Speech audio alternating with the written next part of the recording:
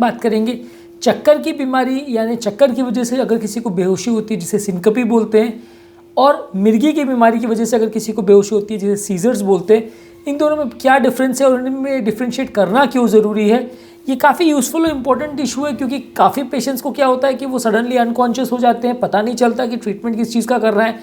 अगर चक्कर की बीमारी है तो ट्रीटमेंट बिल्कुल अलग है, मिर्गी की बीमारी है तो बिल्कुल अलग है।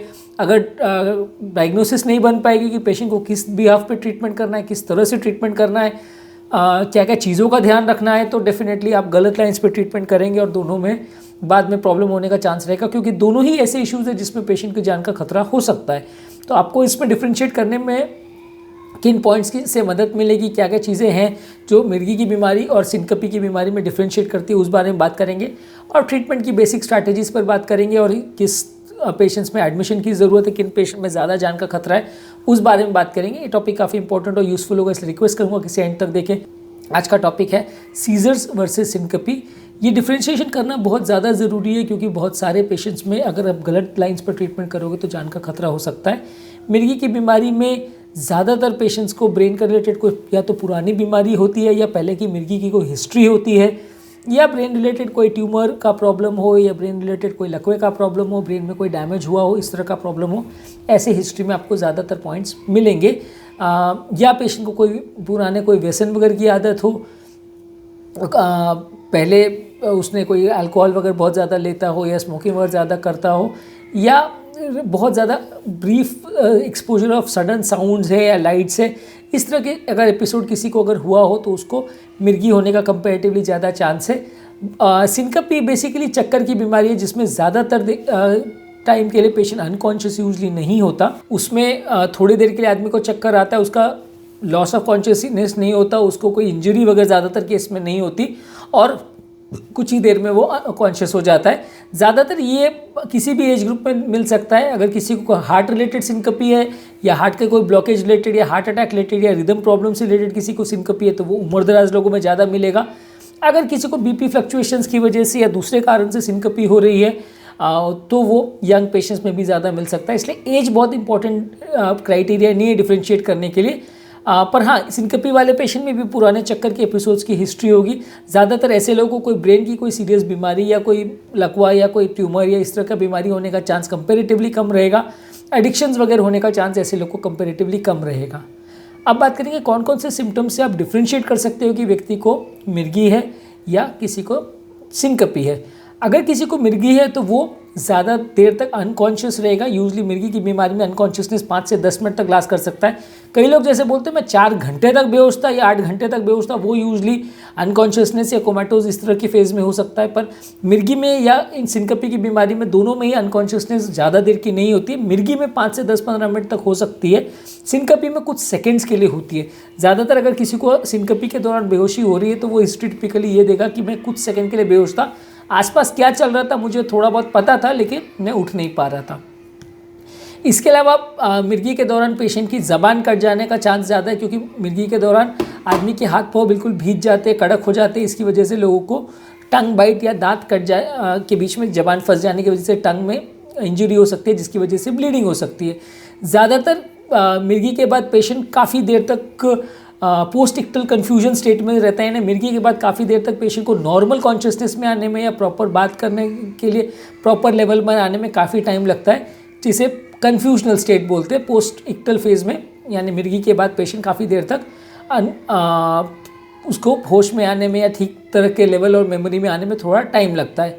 इसके अलावा मिर्गी वाले पेशेंट्स में अगर आसपास कोई अगर हो तो वो आपको कॉमनली ये हिस्ट्री दे सकता है कि ये आदमी को टिपिकल मिर्गी वाले फीचर्स थे। हालांकि मिर्गी में हमेशा हाथ पांव कड़क होना या झटके आना ऐसा ज़रूरी नहीं है, पर फिर भी अगर है तो डेफिनेटली वो माना जा सकता है कि मिर्गी को फेवर करेगा। इसका विपरीत भी सही है कि पेशेंट को सिनकपी के दौरान भी हाथ पाँव के झटके आ सकते हैं। ऐसा इसलिए कि ब्रेन का ऑक्सीजन सप्लाई, ग्लूकोज सप्लाई कुछ देर के लिए कट जाता है, जिसकी वजह से मिर्गी वाले पेशेंट को के अलावा ये झटके जो है सिनकपी वाले पेशेंट में यानी चक्कर वाले पेशेंट में भी देखे जा सकते हैं। लेकिन हाँ, कंपेरेटिवली मिर्गी में उसका ड्यूरेशन ज़्यादा होगा, अलग टाइप्स के ज़्यादा होंगे, दोनों हाथ पाँव को इफेक्ट करेंगे।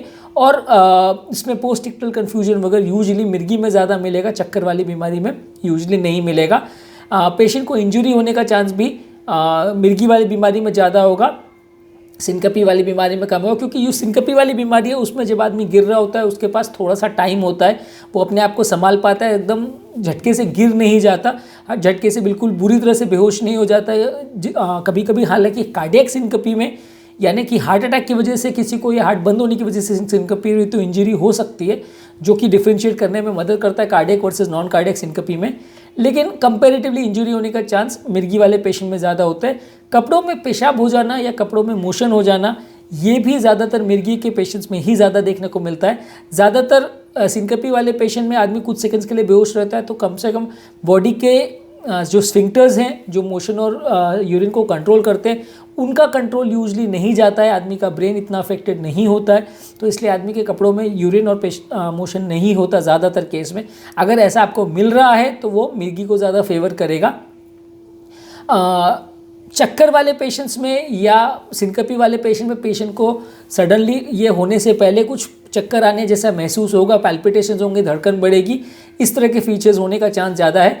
जबकि मिर्गी वाले पेशेंट में कंपैरेटिवली लोगों को कुछ ऑरा या कुछ सेंसेशन आने लगते हैं कि उनको मिर्गी आने वाली है, उस तरह के सेंसेशन ज़्यादा आते हैं, जो ब्रेन रिलेटेड कुछ फीचर्स आने लगते हैं। एज़ कम्पेयर चक्कर वाले पेशेंट में उनको कमज़ोरी लगना, बेचैनी लगना, बैठे से उठने में प्रॉब्लम होना, इस तरह के फीचर्स का होने का अगर किसी को है तो वो चक्कर की बीमारी को ज़्यादा पॉइंट करेगा एज़ कम्पेयर टू मिर्गी की बीमारी को।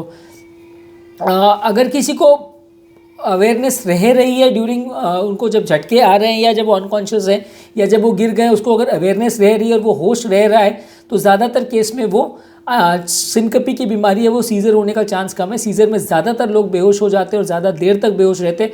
उस दौरान उनको आसपास का कुछ भी पता नहीं रहता, होश में आने के बाद उनको दूसरों को बताना पड़ता है कि उस दौरान उनको क्या एग्जैक्टली हो रहा था। और इस दौरान बाय स्टैंडर की हिस्ट्री बहुत ज़्यादा इंपॉर्टेंट है, यानी आसपास जो व्यक्ति खड़ा हो वो आपको प्रॉपर हिस्ट्री दे पाएगा कि भाई ये एग्जैक्टली इनको उस समय क्या हुआ था।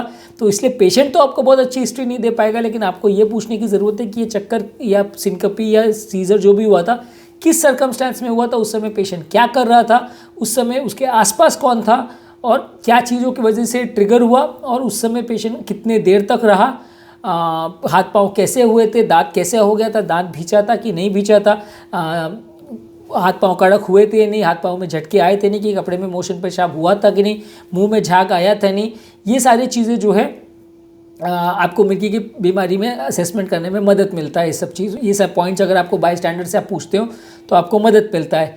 दांत भीग जाना या दांत कड़क हो जाना, ये भी एक बहुत इंपॉर्टेंट फीचर है सीजर का। मुंह से झाग आ जाना, ये भी फीचर है। हालांकि ये दोनों ही चीज़ें सिनकपी में भी मिल सकती है, लेकिन कंपेरेटिवली अगर ऐसा हो रहा है तो आपको मिर्गी की बीमारी की तरफ वो ज़्यादा पॉइंट करेगा, उसको ज़्यादा फेवर करेगा। वो होने से पहले क्या इवेंट्स हुए थे, क्या प्रॉब्लम्स हुई थी, ये भी काफ़ी इंपॉर्टेंट पॉइंट है हिस्ट्री में, ये बताने के लिए कि ये मिर्गी की प्रॉब्लम थी या सिनकपी के प्रॉब्लम था, यानी क्या चीज़ के बाद पेशेंट को चक्कर आया, वो बेहोश हुआ। ये बहुत ज़्यादा इंपॉर्टेंट पार्ट है हिस्ट्री का, जो आपको डेफिनेटली पूछना चाहिए। और इस दौरान बॉडी पीली तो नहीं पड़ गई थी, बॉडी बिल्कुल ड्राई तो नहीं हो गई थी, उस समय बॉडी का ब्लड प्रेशर कैसा था। अगर कोई बाय स्टैंडर अवेलेबल है तो उस समय वो अगर पेशेंट का पल्स चेक कर सके तो वो काफ़ी इंपॉर्टेंट वैल्यूएबल इन्फॉर्मेशन देता है कि गति कम थी या ज़्यादा थी, या सैचुरेशन प्रोब से भी आप कई बार पल्स चेक कर सकते हैं, तो वो आपको इंपॉर्टेंट इन्फॉर्मेशन देगा। हाँ, ऑब्वियसली अगर मिर्गी का पेशेंट है, वो हाथ पांव झटक रहा है, तो उस समय पल्स वगैरह चेक करना इतना इजी नहीं है, ज़्यादातर इवन एक्सपर्ट्स भी प्रॉपरली नहीं कर पाएंगे, और ऑब्वियसली उतना करने का कोशिश भी नहीं करना चाहिए, क्योंकि उस समय आपकी प्रायोरिटी पेशेंट को स्टेबलाइज करने की होती है। लेकिन अगर आपको ऐसा कोई पॉइंट अगर मिल रहा है तो डेफिनेटली आपकी हिस्ट्री में मदद करेगा। तो आज हमने बात की कि अगर किसी को सिनकपी की बीमारी है, यानी चक्कर की वजह से वो बेहोश हुआ है, और मिर्गी की बीमारी में कैसे डिफरेंशिएट करेंगे, इसके कॉमन फीचर्स पे बारे में बात की, जिससे ले पर्सन को मदद मिले ये डिफरेंशिएट करने में। ऑब्वियसली इनका मैनेजमेंट स्ट्रैटेजीज़ पर हम सेपरेट वीडियोस कर रहे हैं, जिस पर मिर्गी का मैनेजमेंट और सिनकपी का मैनेजमेंट को हम सेपरेटली डिस्कस करेंगे। आज उस पर बहुत ज़्यादा डिटेल में नहीं जाएंगे, क्योंकि उसमें टॉपिक बहुत बड़ा हो जाएगा। तो आज जो हमने बात की कि सीजर्स है या सिनकपी है, उसमें कैसे डिफरेंशिएट करें। यदि इस टॉपिक को संबंधित आपकी कोई कमेंट्स, क्वेरी, सजेशन है, या कोई और टॉपिक्स पर आप चाहते हैं वीडियोस बनाएं, तो नीचे कमेंट सेक्शन में उनके बारे में बताइए। यदि बहुत ज़्यादा टेक्निकल डिटेल्स आप नहीं चाहते हैं और सिर्फ शॉर्ट में या ब्रीफ समरी टॉपिक्स का जानना चाहते हो, तो हम रेगुलर बेस पे यूट्यूब शॉर्ट्स अपलोड कर रहे हैं, आप उनका एडवांटेज ले सकते हैं। अंत में मैं डॉक्टर नवीन अग्रवाल तहे दिल से आपका शुक्रिया अदा करूँगा कि आपने इस टॉपिक को एंड तक देखा। जो लोग हमारे चैनल पर नए हैं उन्हें रिक्वेस्ट करूँगा कि हमें ये चैनल को सब्सक्राइब कर। यदि आपकी कोई कमेंट्स, क्वेरी, सजेशन है तो नीचे कमेंट बॉक्स में लिख सकते हैं।